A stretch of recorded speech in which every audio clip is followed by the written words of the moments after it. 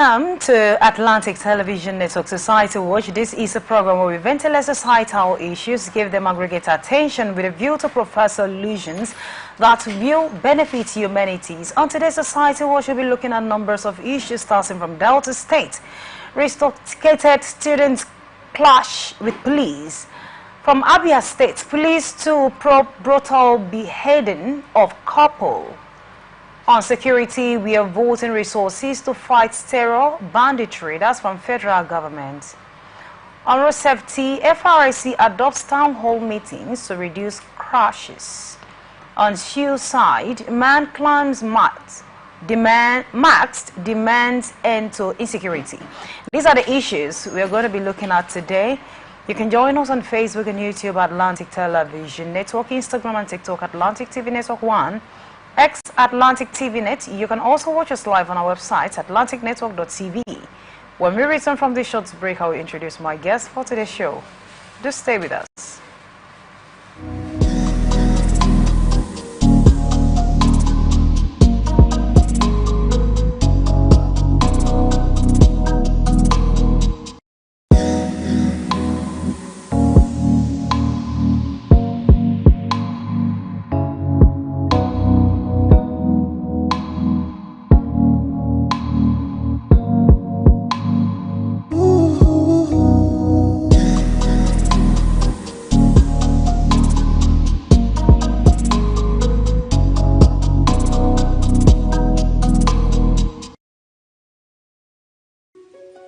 The people of Maiduguri need your help. A catastrophic flood has engulfed the city, leaving over 1 million residents stranded and fighting for survival. Entire communities are submerged, with people trapped inside homes and on rooftops cut off from food, clean drinking water and essential supplies. Health experts are warning of a potential outbreak of deadly diseases, and medical facilities are out of commission. The situation is dire. Helicopters, boats and high-riding trucks capable of navigating the treacherous, waterlogged areas are urgently required to reach the countless men, women and children still awaiting rescue. The Nigerian media is issuing a desperate plea to the government, humanitarian organizations, international actors and citizens across the nation. Step in now, before it's too late. For more information on how you can help, contact Professor Usman A. Tar, the Honorable Commissioner for Information and Internal Security, Borno State, on 0809-233-3955. Every second counts. This is powered by Atlantic Television Network.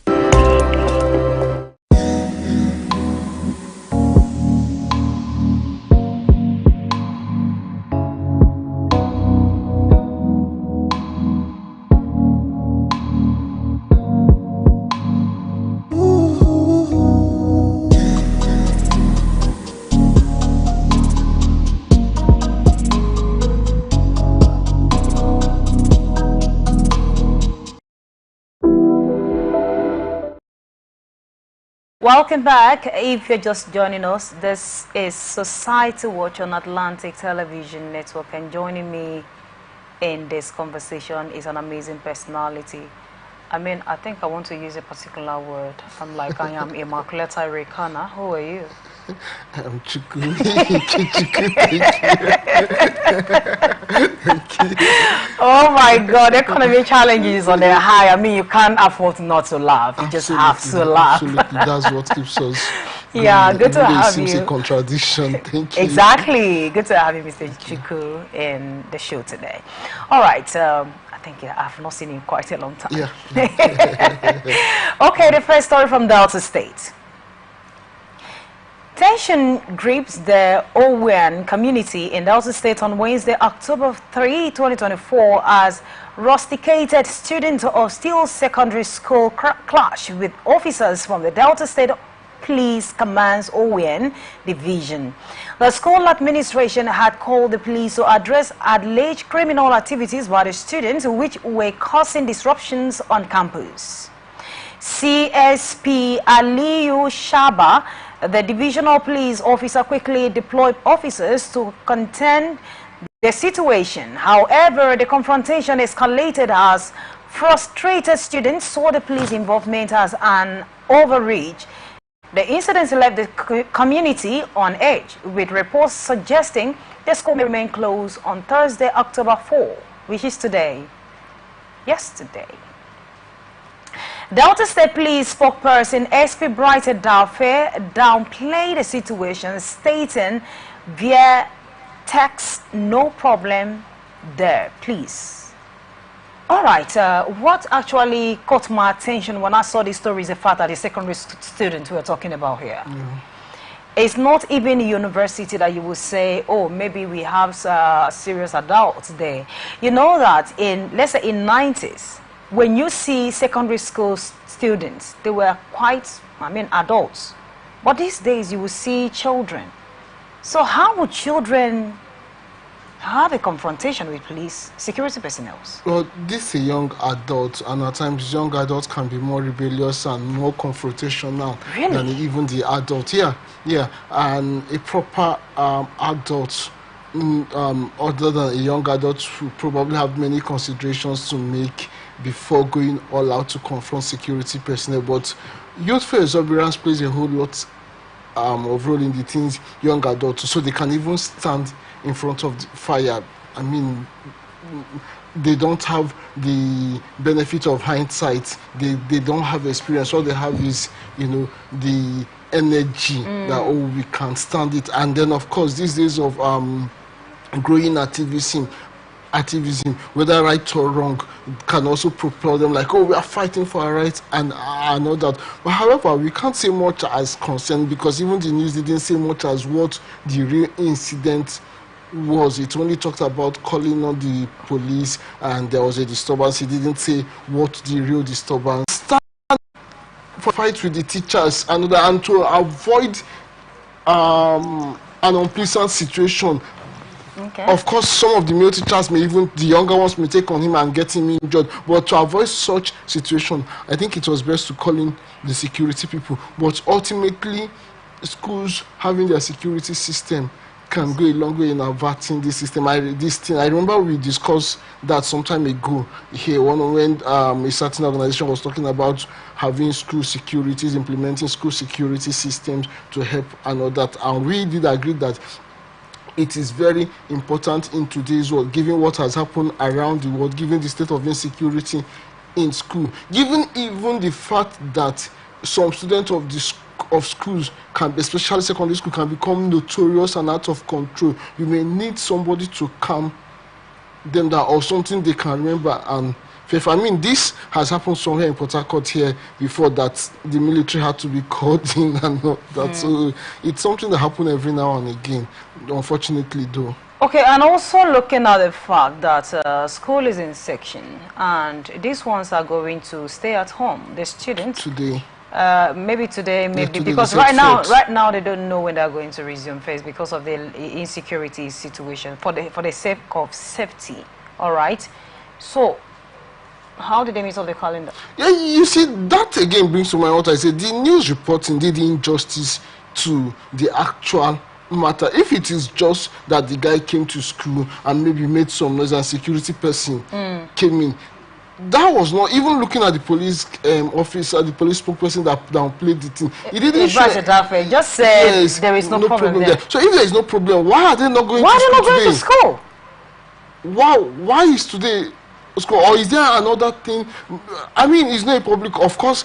This is Delta State, not in River State here where we have the holidays today. So why are they not going to school? So it shows that there is something more that the news didn't report here. It can't just be that, oh, somebody came in and disrupted the activities and no incident there. So if there is no incident, why are they not going to school? Well, let's believe that CP Bright Edafe actually said that in order to carry out appropriate investigation, because carrying out investigation doesn't mean you deny the state of, no, either denying the student or denying the state of affairs. When you say no problem there, that means activities can go on as normal.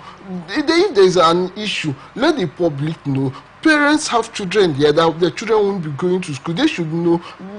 the public is interested in what is happening there. It's a public system. You should let them know that, oh, for so things we are doing this thing. Then what are you doing to for them? How long are they going to be off school? Is it just today? Of course, the weekend is already here. Will they be resuming by Monday? What have you put in place to avoid any unwanted situation? I mean, it's not enough to just say, oh, nothing has happened there, but you called off school today. All right, let's look at the next story from Abia State. Abia State Police Command has launched an investigation into the brutal beheading of a couple, Mr. Jacob Udo and Mrs. Comfort Udo, in Isiala Autonomous Community, Bene de local government area. The couples were reportedly killed and dismembered in their apartment on Tuesday night by unknown assassins. Police Public Relations Officer Maureen Chilaka confirmed the incident on Thursday, stating that the crime scene has been examined, evidence collected, and the bodies of the victims sent to the mortuary. She added that investigations were ongoing to identify the culprit. Deputy Speaker of the House of Representatives, Honorable Benjamin Kalu, who represented Benedict Federal Constituency, condemned the horrific and senseless act. In a statement released by his Chief Press Secretary Levanus Naboiyewu, Honorable Carlo expressed outrage over the incidents, calling it a violation of the fundamental right to life. He emphasized that no grievances justify such brutality. Honorable Carlo extended his condolence to the families, for the victims' families, and urged the state government and law enforcement agencies to conduct a thorough investigation to ensure the perpetrators are brought to justice. He also called for calm in the community, warning against any retaliatory attacks, and assured that the authorities would take necessary steps to ensure justice is served. This is a difficult one. Couples were actually beheaded in Abia State some days back, and of course the police has taken it upon themselves to make sure that they brought the culprit to book. But is it not high time that something is done? Maybe I'm thinking CCTV cameras everywhere to be able to at least get some of these people. Yeah, we know that according to the reports that we had, that this one happened in their own apartment. All right. And by the time the investigation, they are done with the investigation, of course, we'll have a handful of information. But what do you think about this issue of insecurity that we keep hearing daily? People are dying, and we have not actually seen appropriate measures that will say, yes, the government is doing something. What do you think? Yeah, the question that came to mind is, how long does it take to behead a person? Now, these are two people that were beheaded. Rescue didn't come until the act was already done. No matter the time of the day. Then to your suggestion of having surveillance cameras everywhere, if there was a surveillance camera, it would have helped. At least it would have shown those who walked into the compound, even if it doesn't show what is happening inside. But at least the last persons that walked into the compound would have been seen. You know, it's not a fantastic way to die. There may be no fantastic way to die, but some deaths are very, very horrifying, like having a couple beheaded. I just hope the children were not there to see such thing, as if they are children. I mean, and then is there something they know? Why are they talking about retaliatory attack? Who are you retaliating against? What exactly? Is it a criminal offense, or is it a result of communal clash or something? Because I don't know, the way some of these guys talking against retaliatory attack, if it's just assassins and criminal activities, who would the retaliation be carried out against? Well, it just shows that our security system need to be. And you know that if one's life is being threatened, and you know that whether your hands are clean or not clean, at least one or two from the family will get to know that so-so person is threatening so-so person. Yeah, but how come In some cases, anyway, depending on where the threat is coming from and how open it is.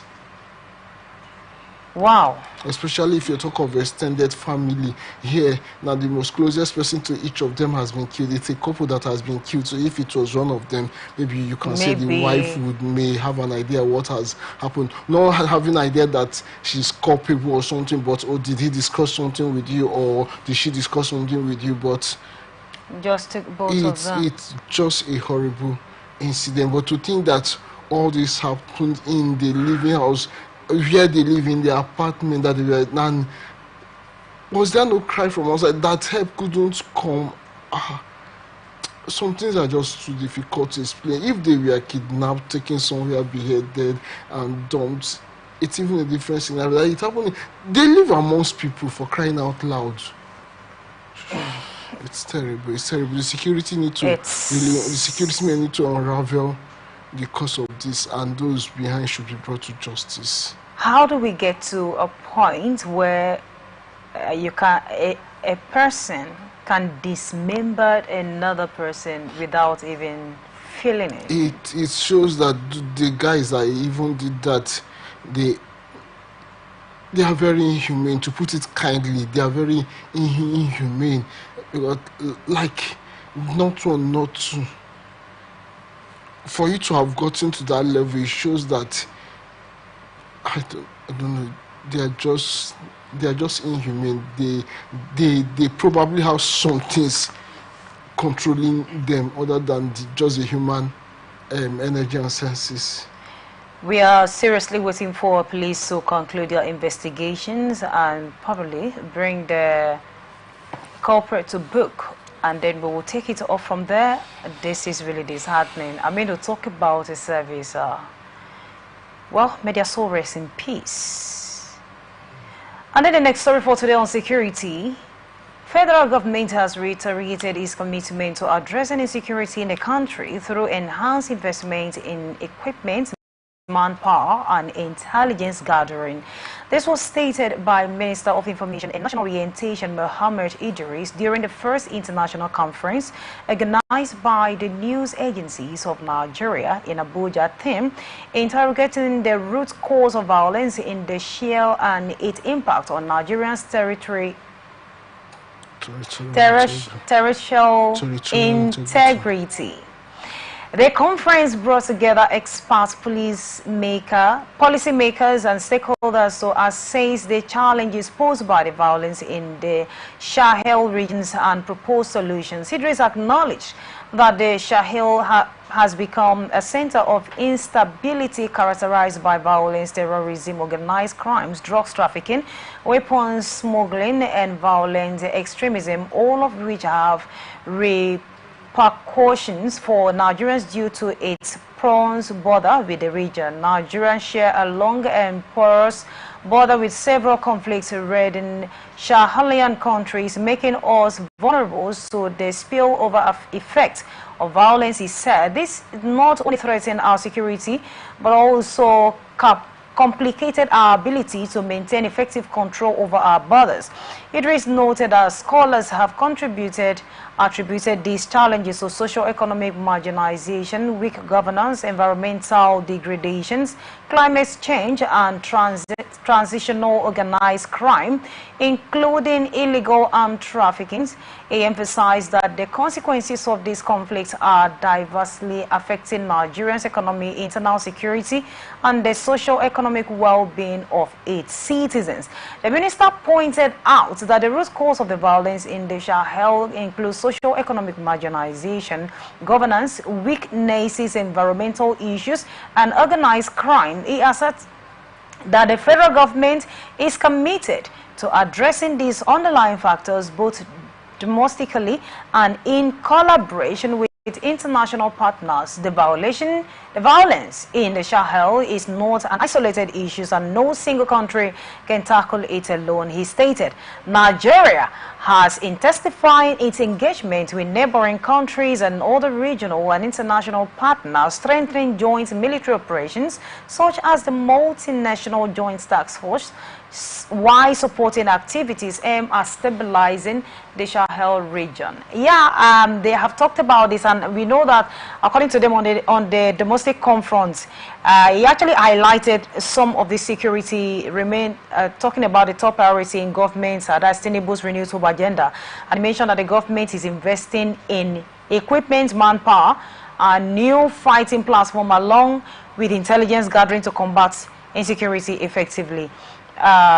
We know about this, but how are they planning to actually carry out? Is it just by coming out to say that collaborating? If you could recall that when the president came into office, the first thing he did was went to France, and then in his word that they want to call on the international bodies to collaborate with Nigeria to fight insecurity and also to bring a sustainable economic value in Nigeria. But so far, how many months? So a year plus. And Nigerians are still pouring up grievances on the things that are not done. It is beautiful to read headlines like this, news like this, but does it just end here? How come we keep reading beautiful things, but what we are seeing is quite different? You can imagine the president saying that the minister should go out there to tell the people what they have done. Could it be that Nigerians do not have eyes to see? Well, I don't understand what he means by anything he has said there, after he has said anything there. Okay, you feel he hasn't said anything here? No, they are collaborating. Nothing has been said, nothing, absolutely nothing. When you talk about intelligence gathering and all that stuff, beyond equipment, which is another jumbo contract awarding business for the boys and all those things, that is all we get to hear. At the end of the day, you don't even get to see the equipment. Then another set of guys come and say, oh, the equipment that we are budgeted for, we are not budgeted. Remember, we have had various equipment scandals and all those things. Oh, the country refused to supply us, blah, blah, blah. The story goes on end.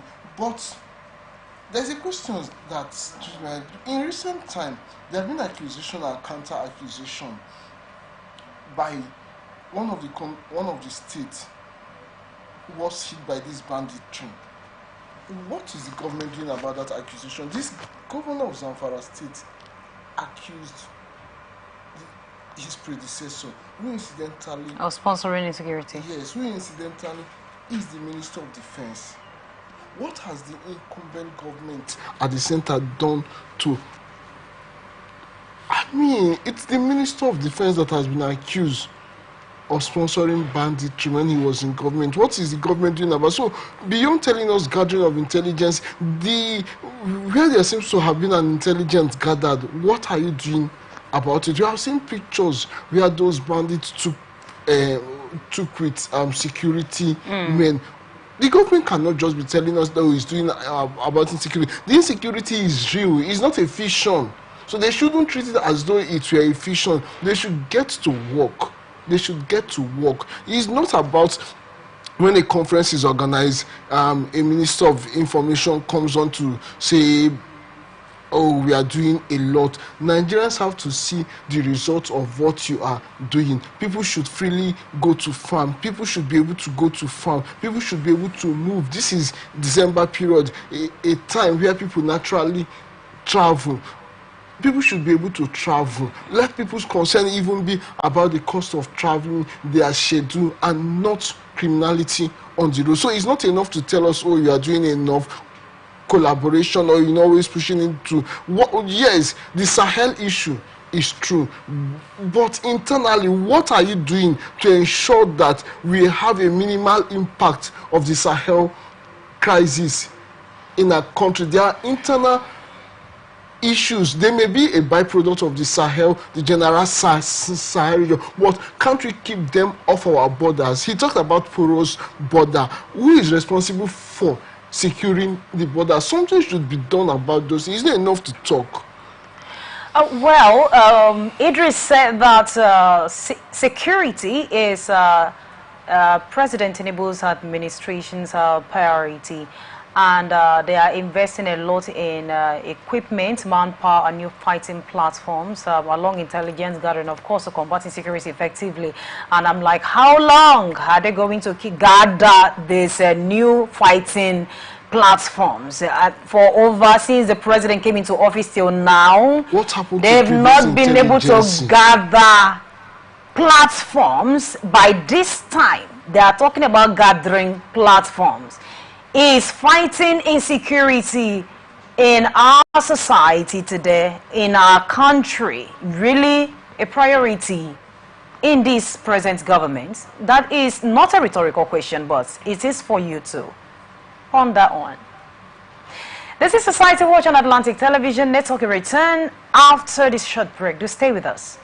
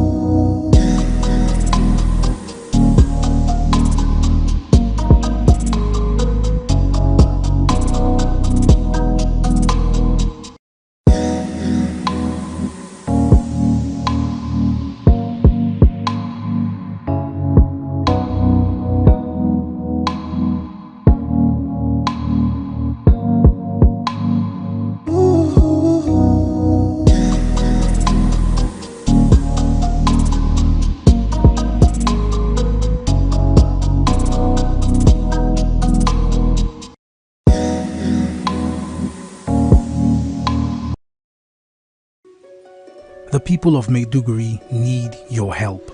A catastrophic flood has engulfed the city, leaving over 1 million residents stranded and fighting for survival. Entire communities are submerged, with people trapped inside homes and on rooftops cut off from food, clean drinking water and essential supplies. Health experts are warning of a potential outbreak of deadly diseases, and medical facilities are out of commission. The situation is dire. Helicopters, boats and high-riding trucks capable of navigating the treacherous, waterlogged areas are urgently required to reach the countless men, women and children still awaiting rescue. The Nigerian media is issuing a desperate plea to the government, humanitarian organizations, international actors and citizens across the nation.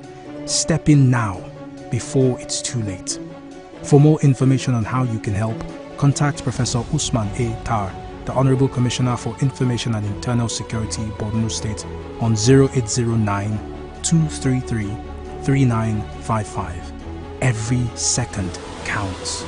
This is powered by Atlantic Television Network.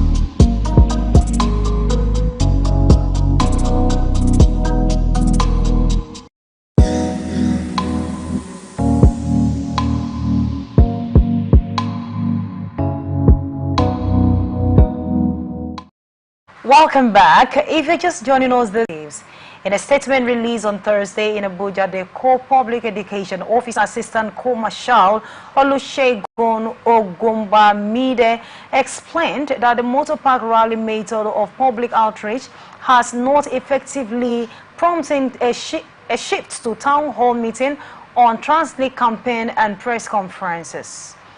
Ogumbemide noted that while motor parks rallies have traditionally been used to educate drivers and travelers, they are no longer effective in reaching the targeted audience, especially commercial drivers, with rising case of lawlessness and increasing fatalities from RTCs. The FRSC realized the need to adopt new communication methods that better align with current trends.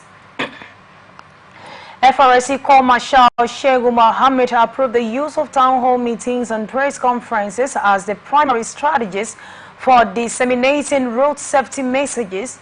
All fire commands have been directed to adopt this method, including special enlightenment programs during the annual Ember month.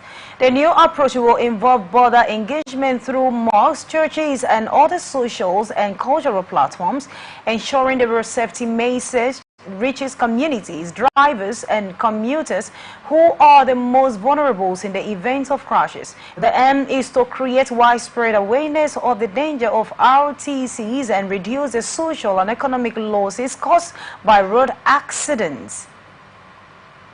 Ogumbemide urged the public to support the actively participate in this new campaign, emphasizing that safer roads require the involvement of everyone, especially commuters.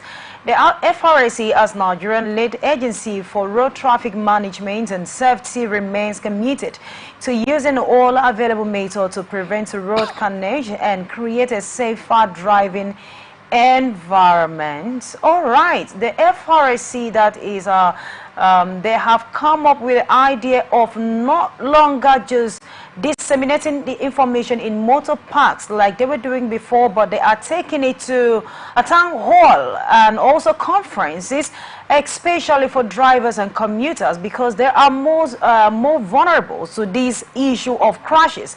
Mr. Chuku, do you think that this is actually going to be effective? Because they are saying that the motor parks rallies is no longer effective. What is the tendency that this will work?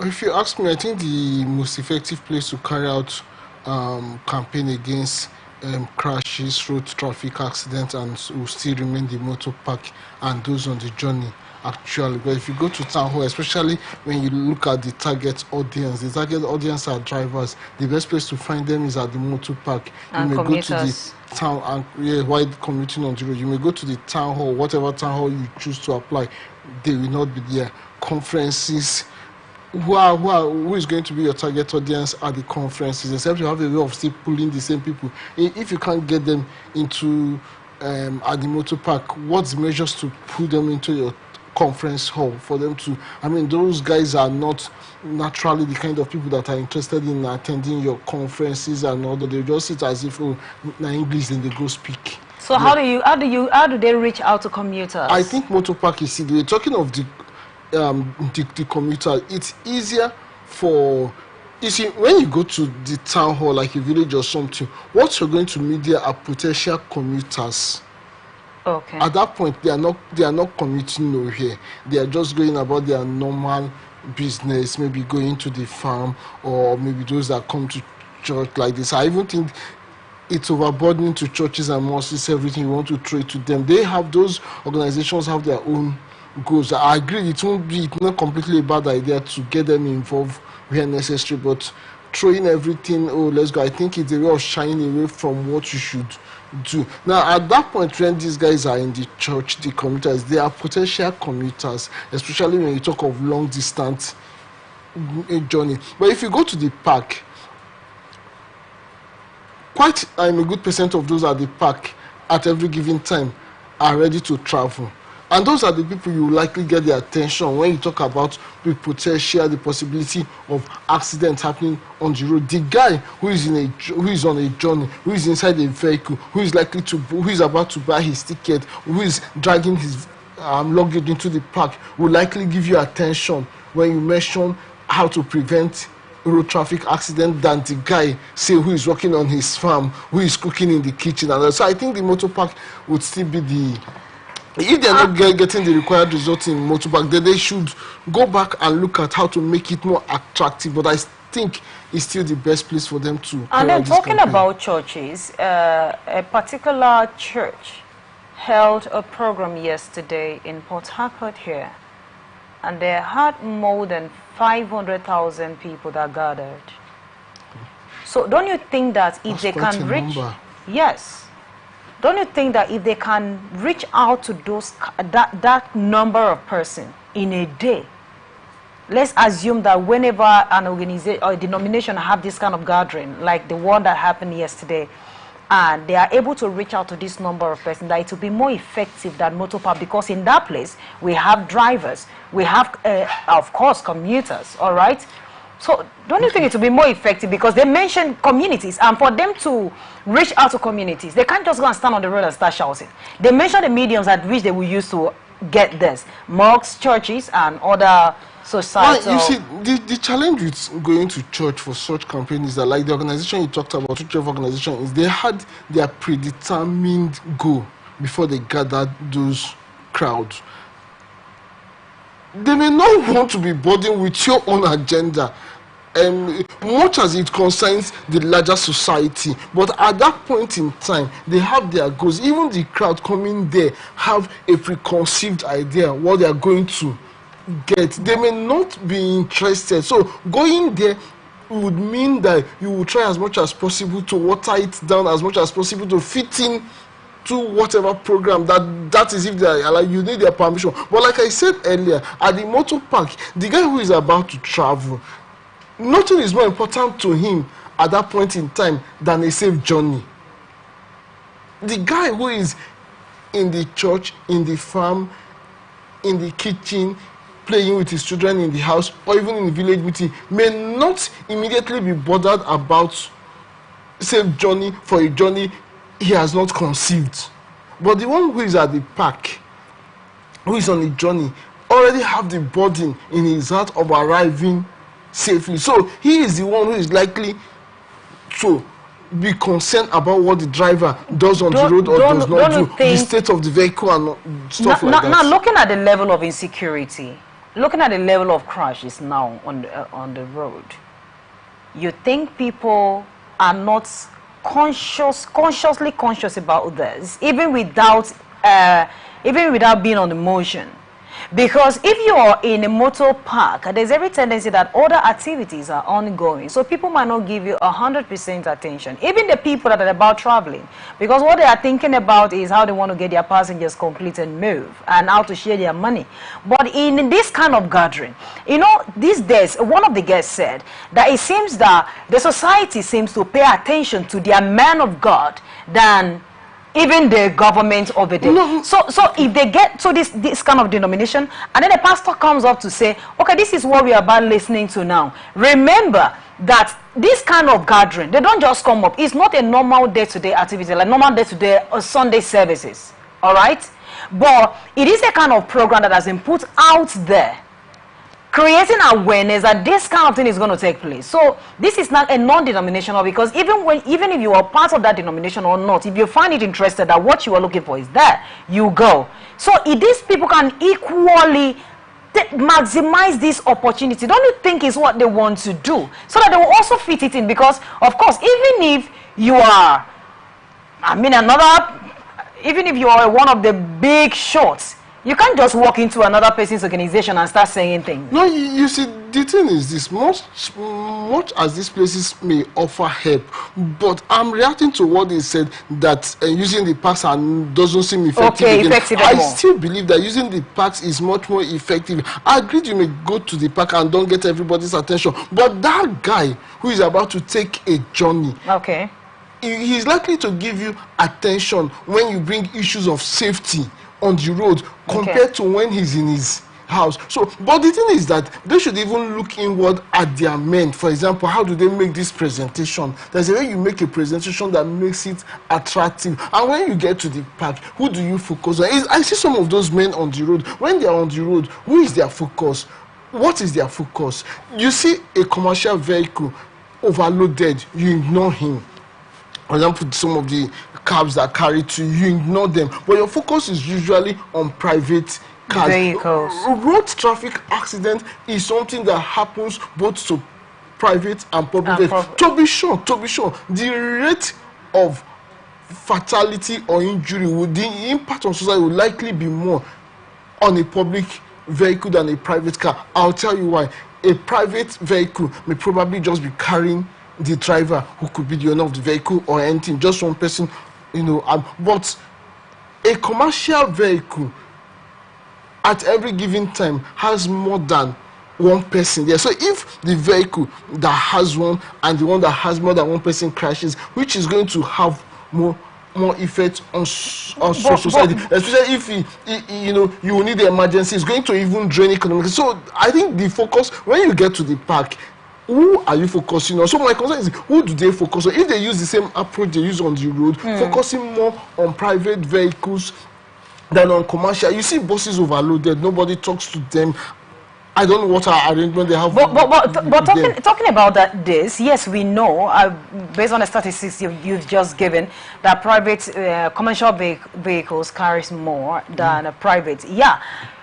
But if you observe, it's mostly private vehicles that are always involved in these crashes. No, it's not just private vehicle. I said mostly. It's not mostly. That's not correct. If you look at accidents, can happen to either private or this thing. But the thing is this: if a bus of 18 people have an accident, the impact on society would be more than a car carrying one person. So if you were to prevent an accident from happening between these two vehicles, much as you don't want it to happen to anyone, but if you were to choose, which would you prevent? The one that will save 18 or the one that will save one person? Well, none of them will happen, because they can't. No, but realistically, let us not get into this Nigeria. No, it will not just happen. It won't happen. Realistically, which would you rather save? I will save the two. So I think they should just focus on motor park. Why they do all these other things as well, they have done this motor park rallies, dissemination of information for quite a long time. I mean, and if they feel that it's no longer effective, they should just look for another one that is effective. But whatever thing they are doing, they should pass the right information. And I enjoin people to also, whenever you see them, the road safety corps out there disseminating safety information, very important. You need to pay attention, because your life is very important to us and the society and to you. Audience, you can't pay attention to somebody who doesn't have you as his audience. All right, the last story for today on this side. A Nigerian man, Shuaibu Yusuf from Borno State, attempted suicide in Abuja on Monday, blaming his decision on poor governance in the country. Yusuf has climbed a radio mast and left behind a suicide note explaining that he wanted to sacrifice his life for urgent national issues. He urged fellow Nigerians to join his cause, highlighting demands such as restoring fuel subsidies, declaring a state of emergency on insecurity, and taking immediate action to combat terrorism in Zamfara, Sokoto, Kebbi, Katsina, Niger, and Borno. He also called for reopening of borders for food importation to address the food shortage crisis and for the governments to tackle the issues of out-of-school children. Yusuf was eventually rescued by the Fire Service National Emergency Management Agency and Federal Capital Territory officials. His case reflects the growing frustration of many Nigerians with the country's economic challenges, worsened by what many view as failed policies of President Bola Ahmed Tinubu's administration. In a related incident, an Economic and Financial Crimes Commission operative recently took his own life in Abuja. The EFCC is investigating the factors behind his death, with the spokesperson Dele Oyewale confirming that the inquiries is on the way to understand the circumstances surrounding the tragedy. Whoa, a man climbed... Wow, one that shall never end. Okay, let's start from here. There was a fearless protest. I'm coming. There was a fearless Oktoberfest fearless protest that majority of Nigerians did not go out, and a single man climbed a mast, dropped a note that he wants to sacrifice his life in order for the government to do the right thing. If they can't listen to multitude, what is the tendency they will listen to him? he can also get attention where the multitude fail to get attention. But already he called Nigerians to join his cause. Which of the cause? So climb back. The suicide cause. Or anyway, I think you heard that. I didn't hear that. So I'm wow. not going to join that cause. But the truth of the matter is that, see, for example, the Arab Spring. What largely started the Arab Spring, apart from the general frustration amongst majority of the population in the Arab nation was at that time, was somebody igniting himself. I think in Tunisia or Egypt, or in Tunisia also, somebody setting himself ablaze. So that answers your question, that if the multitude didn't get the attention. Yeah, it depends on how he goes about it. He may, it may spontaneously drive agitation more than it would have been as it's here. But beyond whether there is suicide or not, the message has been passed and continue to be passed. It is left for the authorities. And you think they don't know about the message all the time? The people are frustrated. The people have gotten to the point where they hardly can take it again. Let us not wait for that point. We are only postponing dooms. This is not the first time somebody is committing suicide for economic woes. The other time it was at Third Mainland Bridge. I mean, I'm not kind of something that's happened in the distance, but very recent. Facts that we are feeling the impact of everything that is going on. Nigerians are going through a lot. Everything is becoming frustrating. Governments keep promising Nigerians, and yet the solution is not there yet. But this is our advice to you. If you die, Nigeria might change. Still, it might not change. You need to enjoy whatever thing that is going on. Or if the progress will come. What if you commit suicide at the end of the day, everything change? Will you benefit from it? There might not. I mean, we have martyrs whom we all celebrate. We celebrate them. So, but you should be. I like people to know what they are doing. If